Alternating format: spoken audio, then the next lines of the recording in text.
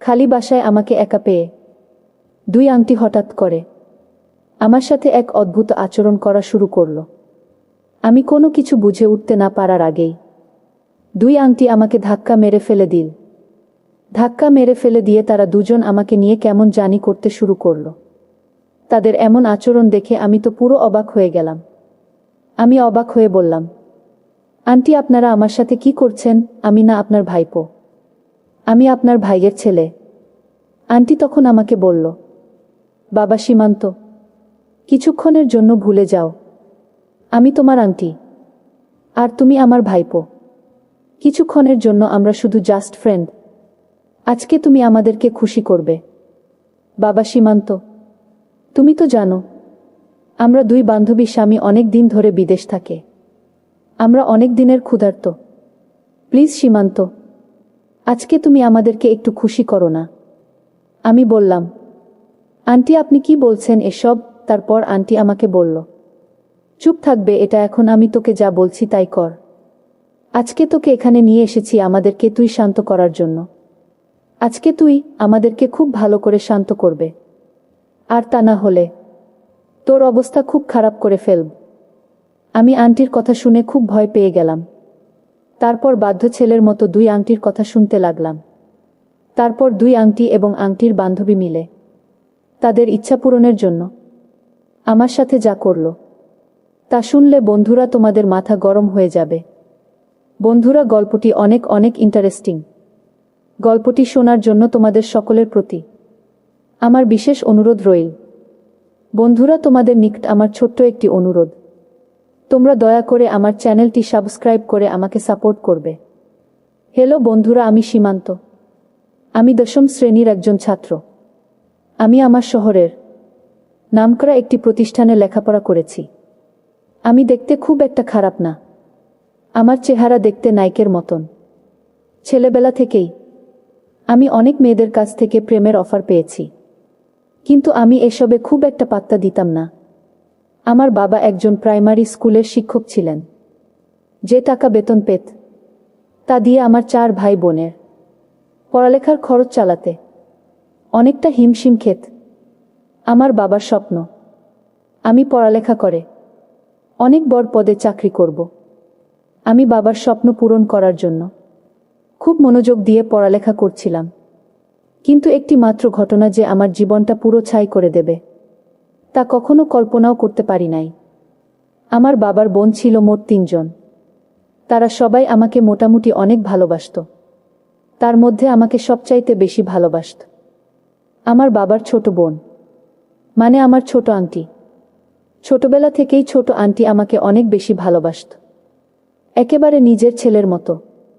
আমাকে সব সময় চোখে চোখে রাখতে, মানে আমার কাছে মনে হতো আমার আন্টি বাবা মার চাইতেও বেশি ভালোবাসতেন আমাকে। আমার আন্টির বিয়ে হয়েছে আমাদের বাড়ির পাশের বাড়ি। আমার আঙ্কল অনেক দিন ধরে বিদেশ থাকে, যে কারণে আমার আন্টি সবসময় মানে বেশিরভাগ সময়ই আমাদের বাড়িতে সময় কাটাত। আমার আন্টির অন্য কোনো কাজ নেই, ছেলে মেয়েদের দেখাশোনা করা আর ঘোরাঘুরি করা। আমার ছোট আন্টি প্রয়োজনে অপ্রয়োজনে আমাকে বেশি কাছে ডাকত। কোনো কিছু দরকার পড়লে আমাকে দিয়ে করাত। আমার ছোট আন্টি আমাকে কেন যে এতটা ভালোবাসত আমি তো জানি না, কিন্তু তার এই ভালোবাসার ভিতরে যে একটা শয়তানের রূপ ছিল তা আমি কখনো কল্পনা করতে পারি নাই। আমি যখন খুব ছোট ছিলাম তখন থেকেই আন্টি আমাকে নিয়ে মাঝে মাঝে কি একরকম অদ্ভুত কাজ করতেন, এতে তিনি অনেক খুশি হতো, অনেক আনন্দ পেতেন। আমি তখন কিছু বুঝতাম না। মাঝে মাঝে রাত্রে আন্টি আমাকে তাদের এখানে থাকতে বলতেন। আমি তাদের এখানে থাকলে রাতে আন্টি কেমন যেন আমার সাথে আচরণ করতেন। ওই আচরণগুলো আমার কাছে মনে হতো খুব বাজে, তাই আন্টিকে কিছু বলতাম না। তখন তো আমার কিছু হয়নি, যে কারণে আন্টির এরকম অদ্ভুত কাজের রহস্য বুঝতাম না। যখন আমার একটু বয়স হলো, মানে যখন আমি একটু বড় হয়ে গেলাম, তখন থেকেই আমি আন্টির কাছে আর খুব একটা বেশি যেতাম না, কারণ আন্টির কাছে গেলেই আন্টি আমার সাথে উল্টাপাল্টা কাজ করত, যে কারণে আমি আন্টির কাছ থেকে সব সময় দূরে থাকার চেষ্টা করতাম। এভাবে কিছুদিন যাবার পর আন্টিও আর আমার কাছে আসে না। আমার মনে হলো আন্টি বিষয়টা বুঝতে পেরেছে যে আন্টির ওই সমস্ত কাজে আমি সন্তুষ্ট না। তারপর থেকে আন্টি ও আর আমার সাথে ওই রকম আচরণ করত না। আমি মনে মনে ভাবলাম আন্টি হয়তো ভালো হয়ে গেছে, তারপরেও আমি আন্টির কাছ থেকে দূরে থাকার চেষ্টা করতাম। একদিন আমি স্কুল থেকে বেরিয়ে বাসস্ট্যান্ডে দাঁড়িয়ে রইলাম বাড়িতে আসার জন্য। একটু পরেই একটা ট্যাক্সি এসে আমার পাশে দাঁড়ালো। আমি লক্ষ্য করে দেখলাম ভেতর থেকে আন্টি আমাকে বলছে, বাবা সীমান্ত, ট্যাক্সিতে উঠে এসো। আমি তোমার জন্য ট্যাক্সি নিয়ে এসেছি, তোমাকে নিয়ে আমি এক জায়গায় বেড়াতে যাব। আমি বললাম, কোথায় আন্টি? আন্টি বলল, আগে তুমি ট্যাক্সিতে ওঠো, তারপর সব বলছি। আমি কোনো কিছু না ভেবেই সরল বিশ্বাসে আন্টির কথা ট্যাক্সিতে উঠে পড়লাম। তারপর ট্যাক্সিতে উঠে আমি বললাম, আন্টি আমরা কোথায় যাব? আন্টি বলল, সীমান্ত, আজকে তোমাকে নিয়ে আমি আমার বান্ধবীর বাড়িতে বেড়াতে যাব। একলা একলা যাব তো, তাই আমার কাছে আমি জি লাগছে, তাই ভাবলাম তোমাকে নিয়ে যাব। বাসা থেকে তোমাকে নিয়ে যাব বলে পরিকল্পনা করে এসেছি। ভাগ্য ভালো তোমাকে স্টেশনে এসে পেয়ে গেলাম। তারপর আন্টি আমাকে বলল, সীমান্ত তুমি কি আমার সাথে বেড়াতে যেতে পেরে খুশি হওনি? আমি বললাম, না আন্টি, সমস্যা নাই, আমি তোমার সাথে বেড়াতে যেতে পেরে অনেক খুশি, কারণ অনেক দিন ধরে কোথায় যাওয়া হয়নি। ও বন্ধুরা, তোমাদেরকে তো একটা কথা বলাই হয়নি, আমার আন্টির নাম ছিল রিঙ্কি বেগম। আমার আন্টির বয়স 30 কিংবা 35 হবে। তারপরেও আমার আন্টিকে দেখে তেমন বেশি বয়স মনে হতো না। আমার আন্টি 2 মেয়ে 1 ছেলে। তারপরেও আন্টি সবসময় ফিটফাট হয়ে থাকতে পছন্দ করত। আমার আন্টি একেবারে পরিপাটি হয়ে থাকত। কোথাও গেলে সব সময় বিদেশি সেন্ট করে খুব সেজেগুজে বের হতো। আজকেও আন্টি একটা হলুদ রঙের পাতলা শাড়ি পরেছেন। একটা পারফিউমের গন্ধ পেলাম। আমি আন্টির পাশে বসা থেকেই অনুভব করলাম পারফিউমের মিষ্টি ঘ্রাণ শুকে আমার মনটা ভরে গেল। আমার আন্টি সব সময় আধুনিকভাবে থাকার চেষ্টা করত। আন্টি নিজের প্রতি অনেক যত্ন নিত। আমি প্রায় লক্ষ্য করতাম ইয়ান কোনো ছেলে দেখলেই আন্টি অন্যরকম একটা মোড নেওয়ার চেষ্টা করত। সব সময় সেজেগুজে থাকত, তাই আন্টিকে দেখতে খুবই হেব্বি লাগত। আমার আন্টি অনেকটা রোম্যান্টিক এবং চঞ্চলও বটে। আন্টি নিজের প্রতি অত্যন্ত বেশি যত্ন নিত, কারণে উনার বয়স 30-35 হলেও বয়স তেমন একটা মনে হতো না। মনে হতো যেন কোনো একটা রূপসী নায়িকা অনেকে মুখে শুনেছি। আমার আন্টি মাঝে মাঝে নাইট ক্লাবও যেত। আমার আঙ্কল বহুদিন ধরে বিদেশে থাকে, মাঝে মাঝে আসত আর কয়দিন থেকেই চলে যেত। আসলে আঙ্কেল যে কি, আমার মাথা ধরে না। এত সুন্দরী, এত হ্যান্ডসাম একটা বউ রেখে কেউ কি এভাবে বিদেশ পড়ে থাকে? আঙ্কেলের শুধু টাকার নেশা। এদিকে বউ ছেলে মেয়েদের প্রতি তার কোনো খেয়ালই নেই। আর এদিকে আমার আন্টিও প্রতিদিনই ওত পেতে বসে থাকত। আমার মতো নব্য নজওয়ান ছেলেদেরকে শিকার করার জন্য সেদিন আমার কপালটা খুব খারাপ ছিল, যে কারণে আন্টির শিকারে পড়ে গেলাম। যাই হোক বন্ধুরা, কথা বলতে বলতে একটু পরে একটা বহুতল বিল্ডিং এর সামনে ট্যাক্সি থামল।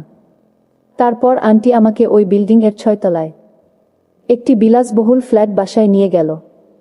বাসার সামনে গিয়ে আন্টি কলিং বেল চাপতে আন্টির মতো একজন মহিলা বের হয়ে আসলো। ওই মহিলাটিও দেখতে অনেক সুন্দরী সরসী ছিল। ওই মহিলার স্বামী বিদেশ থাকে, আর ওই বাসায় ওই মহিলা একা থাকে। মহিলার ভাষাটা একেবারে পরিষ্কার পরিচ্ছন্ন। তারপর ওই আন্টি আমাকে দেখে বলল, কি রে রিঙ্কি, ওটা কি তোর ভাইপো? আমার আন্টি বলল, হরে জুমেলা। তারপর আন্টির বান্ধবী অর্থাৎ জুমেলা আন্টি বলল, কি রে রিঙ্কি, তোর এই রকম একটা তরতাজা ভাইপো আছে, তাহলে আমাকে তুই আগে বলিসনি কেন? তারপর আন্টি বলল, আরে জুমেলা আর বলিস না, আমার এই ভাইফোঁটা না অনেক লাজুক। যখন থেকে বড় হতে শুরু করল তারপর থেকে আর আমার পাশে আসে না। আজকে তো এখানে জোর করে নিয়ে এসেছি। তারপর জুমেলা আন্টি বলল, ঠিক আছে, ভালোই করেছিস। তোর ভাইপোর জন্য আজকে কি রান্না করবা জিজ্ঞেস করলেন আমার আন্টিকে জুমেলা আন্টি। আমার আন্টি রিঙ্কি বেগম বললেন, তোর যা মন চায় তা রান্না কর, জুমেলা আন্টি বললেন। আচ্ছা ঠিক আছে, তোরা এই ড্রয়িং রুমে বসে টিভি দেখছি আর গল্প কর। আমি রান্না বান্না করে ফ্রেশ হয়ে আসছি। আমরা ড্রয়িং রুমে বসে টিভি দেখতে দেখতে গল্প করতে করতে জুমেলা আন্টি রান্না বান্না করে ফ্রেশ হয়ে চলে আসলেন। তারপর দুই আন্টি মিলে আমাকে নিয়ে গল্প করতে শুরু করলেন। আন্টির বাসায় কি বড় বড় বক্স, মনে হয় জুমেলা আন্টি এবং আমার আন্টিকে নিয়ে বক্সে ছেড়ে মাঝে মাঝে নাচানাচি করেন, কিছুটা বিনোদন করেন। আজকে আমি যাওয়াতে তাদের বিনোদনের পরিমাণ যেন আরও বেশি হয়ে উঠল। তাদেরকে খুব আনন্দিত মনে হলো, তারা খুব পুলকিত ছিল। আমিও আবার বক্সের মধ্যে গান ছেড়ে দিলে আমারও খুব নাচানাচি করতে মন চাইত। কিছুক্ষণ পর অ্যান্টি বক্সের মধ্যে গান ছেড়ে দিল, খুব উচ্চস্বরে ডিজে গান বাজাতে শুরু করল। অল্প কিছুক্ষণ পরেই আমি লক্ষ্য করলাম আমার আন্টি এবং জুমেলা আন্টি গানের তালে তালে তারা দুজনেই নাচতে শুরু করল। আমার আন্টি এবং জুমেলা আন্টির নাচের ধরনই ছিল একটু ভিন্ন রকম। তারা একেবারেই খুব বাজেভাবে নাচানাচি করছিল। তাদের এরকম অদ্ভুত নাচানাচি দেখে আমার মনের মধ্যেও উতাল পাতাল ঢেউ উঠতে শুরু করল। আর এদিকে জোরে জোরে বক্স বাজছে, বাহির থেকে কেউ বুঝতেই পারবে না যে ভিতরে কি হচ্ছে। কিছুক্ষণ পর আমি জুমেলা আন্টিকে লক্ষ্য করে দেখলাম তিনি টিভির মধ্যে একটা মেমরি কার্ড ধরলেন এবং মেমরি কার্ড বলে কী রকম এক অদ্ভুত ভিডিও ছেড়ে আমার সাথে নাচানাচি করতে শুরু করলেন। এরকম ধরনের অদ্ভুত ভিডিও দেখে আমার মনের অবস্থা একেবারে খারাপ হয়ে গেল। আর এদিকে আমার সাথে দুইটা রমণী এত চমৎকারভাবে নাচানাচি করছে, মনটাকে কোনোভাবে ধরে রাখতে পারছি না। তখন আমার কাছে মনে হয়েছিল আমি রাজা আর আমার পাশে দুইটা রানী নৃত্য করছে, মনটাকে কোনোভাবেই আটকাতে পারছি না। আর এদিকে জুমেলা আন্টি কী রকম এক অদ্ভুত ভিডিও তার টিভিতে ছেড়ে রেখেছে। বন্ধুরা, এরকম একটা মুহূর্তে একটা নিস্তেজ মানুষও তার মধ্যে তেজে সৃষ্টি হয়ে যাবে। আর তাছাড়াও আমি তো 15-16 বছরের একটা তাগড়া যুবক। বুঝতেই পারছেন বন্ধুরা আমার অবস্থা তখন কি হয়েছিল। বন্ধুরা, আমার অবস্থা তখন এরকমই হয়েছিল।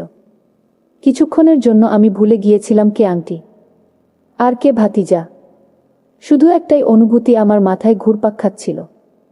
এই মুহূর্তে আমি একজন রাজা আর আমার পাশে দুইটি রানী রঙ্গিলা করার জন্য অপেক্ষায় বসে আছে। বন্ধুরা, পরিস্থিতিটা এমনই হয়েছিল। তখন আমি কি করব ঠিক বুঝে উঠতে পারছিলাম না। এমন সময় হঠাৎ আমি অনুভব করলাম কেউ আমাকে শরবত পান করানোর জন্য এগিয়ে আসছে। আমি একটু ভালো করে চেয়ে দেখলাম আমার আন্টি আমাকে শরবত পান করানোর জন্য হাতে গ্লাস নিয়ে এগিয়ে আসছে। আমি বললাম, আন্টি, আমি তো শরবত পান করি না। আন্টি বলল, আরে বাবা, একদিন করলে অসুবিধা হবে না। আজকে তুমি আমাদের সাথে একটু শরবত পান করো না, দেখবে অনেক ভালো লাগবে, সময়টা খুব ভালোভাবে কাটবে। তারপর দুই আন্টি মিলে আমাকে খুব বেশি পরিমাণ শরবত পান করাল, যাতে আমি প্রচুর পরিমাণে এনার্জি পাই, কারণ দুইজনকে তো আমাকে সন্তুষ্ট করতে হবে। তারপর শরবত পান করার পর এমনকি এক শরবত পান করাল, যার কারণে আমার কাছে মনে হলো আমি কিরকম যেন হয়ে গেছি। হঠাৎ আমি অনুভব করলাম পিছন দিক থেকে হয়তো আমাকে সাথে কেউ খুব বাজেভাবে আচরণ করার চেষ্টা করছে। আমি নজর করে দেখলাম দুই আন্টি আমার সাথে বিভিন্ন রকম আচরণ করার চেষ্টা করছে। নির্জন বাসায় আমাকে একা পেয়ে দুই আন্টি হঠাৎ করে আমার সাথে এক অদ্ভুত আচরণ করা শুরু করলো। আমি কোনো কিছু বুঝে উঠতে না পারার আগেই দুই আন্টি আমাকে ধাক্কা মেরে ফেলে দিল। ধাক্কা মেরে ফেলে দিয়ে তারা দুজন আমাকে নিয়ে কেমন জানি করতে শুরু করলো। তাদের এমন আচরণ দেখে আমি তো পুরো অবাক হয়ে গেলাম। আমি অবাক হয়ে বললাম, আন্টি, আপনারা আমার সাথে কি করছেন? আমি না আপনার ভাইপো, আমি আপনার ভাইয়ের ছেলে। আন্টি তখন আমাকে বলল, বাবা সীমান্ত, কিছুক্ষণের জন্য ভুলে যাও, আমি তোমার আন্টি আর তুমি আমার ভাইপো। কিছুক্ষণের জন্য আমরা শুধু জাস্ট ফ্রেন্ড। আজকে তুমি আমাদেরকে খুশি করবে। বাবা সীমান্ত, তুমি তো জানো আমরা দুই বান্ধবী স্বামী অনেক দিন ধরে বিদেশে থাকে। আমরা অনেক দিনের ক্ষুধার্ত। প্লিজ সীমান্ত, আজকে তুমি আমাদেরকে একটু খুশি করো না। আমি বললাম, আন্টি আপনি কি বলছেন এসব? তারপর আন্টি আমাকে বলল, চুপ থাকবে এটা। এখন আমি তোকে যা বলছি তুই তাই করবি। আজকে তোকে এখানে নিয়ে এসেছি আমাদেরকে তো একটু শান্ত করার জন্য। আজকে তুই আমাদেরকে খুব ভালো করে শান্ত করবে, আর তা না হলে তোর অবস্থা খুব খারাপ করে ফেলব। আমি আন্টির কথা শুনে অনেকটা ভয় পেয়ে গেলাম। তারপর বাধ্য ছেলের মত দুই আংটির কথা শুনতে লাগলাম। তারপর বন্ধুরা আংটি এবং আংটির বান্ধবী মিলে আমাকে বিভিন্নভাবে উস্কানোর চেষ্টা করল। বন্ধুরা, আমিও তো একটা মানুষ, আমার তো কিছু না কিছুতে যাচ্ছে। তাদের এমন অবস্থা দেখে বন্ধুরা আমি আর নিজেকে ধরে রাখতে পারলাম না। শুরু করলাম তাদের সাথে এক অদম্য এলোপাতারি নেমন্তন্ন। এইভাবে তাদের সাথে আমি অনেকক্ষণ হওয়ার পর পাগলা হাওয়ার জোর থেমেছিল। তারপর থেকেই বন্ধুরা আমার আর তাদের মধ্যে নিয়মিত হতো। এরপর থেকে বন্ধুরা আমার আর পড়ায় খুব একটা মনোযোগ আসত না। আমি যেন কেমন হয়ে গেলাম। বন্ধুরা তারপর থেকে আমার নেশায় চলে গিয়েছিল। এদিকে বন্ধুরা জীবনটাই আমার ছন্নছাড়া হয়ে গেল। বন্ধুরা এখন আফসোস করি। জীবনের কিছু মুহূর্ত আসে, মানুষের এই মুহূর্তের কারণে মানুষের জীবনগুলো নষ্ট হয়ে যায়। আমার ঠিক তাই হয়েছিল। পরিশেষে আমি তোমাদেরকে বলব, বন্ধুরা তোমরা যারা এরকম ধরনের সমস্যার সম্মুখীন, অবশ্যই তোমরা সাবধানতা অবলম্বন করা উচিত।